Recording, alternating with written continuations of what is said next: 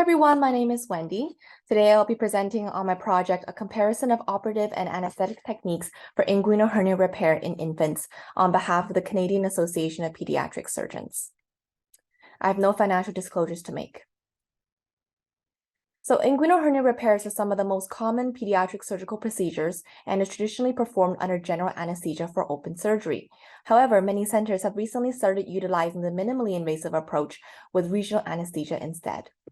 Over the last 5 years at BC Children's Hospital, a tertiary care teaching center, surgeons and anesthesiologists have utilized 4 different combinations of surgical and anesthetic techniques, including general anesthesia with open surgery, GO, caudal anesthesia with open surgery, CO, general anesthesia with laparoscopy, GL, and caudal anesthesia with laparoscopy, CL. So CL is a newer combination that was recently adopted and its safety was demonstrated in a prior case study. The primary objective, therefore, was to evaluate the surgical outcomes and resource utilization of pediatric inguinal hernia repairs between the different surgical and anesthetic combinations against the newer CL technique, which has previously not been described in literature. So we've conducted a retrospective cohort study, including all infants less than 1 year old undergoing an elective inguinal hernia repair from July of 2016 to 2021 at a single tertiary care teaching center. We've excluded all inguinal hernia repairs with concomitant procedures and emergent procedures from strangulated or incarcerated hernias. In total, 8 surgeons and 25 anesthesiologists contributed patients with approach dictated by practitioner preference. So here you can see there was 465 infants that were initially assessed for eligibility, of which only 338 patients were included in the final study analysis. So most patients underwent an open procedure and only 63 cases were laparoscopic. There was a relatively even split between caudal anesthesia and general anesthesia as well.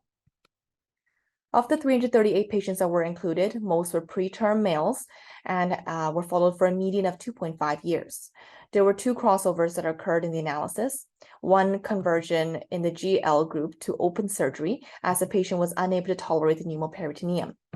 Another case required conversion to general anesthesia in the caudal group because the patient did not tolerate the incision despite initially passing the pinch test.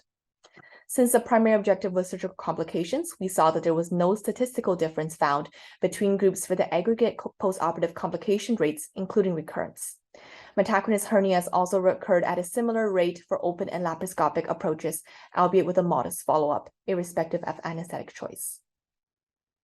Secondary outcomes included OR utilization. So we saw the total OR time was significantly different between groups, with caudal anesthesia with open surgery being the shortest.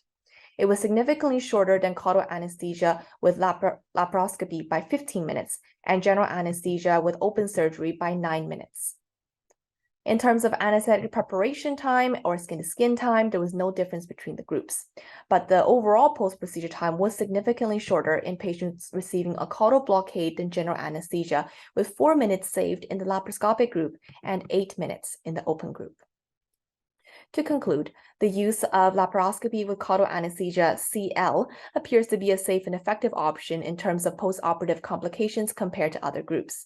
There was also a similar rate of aggregate complications, including recurrence and metachronous hernia between the groups.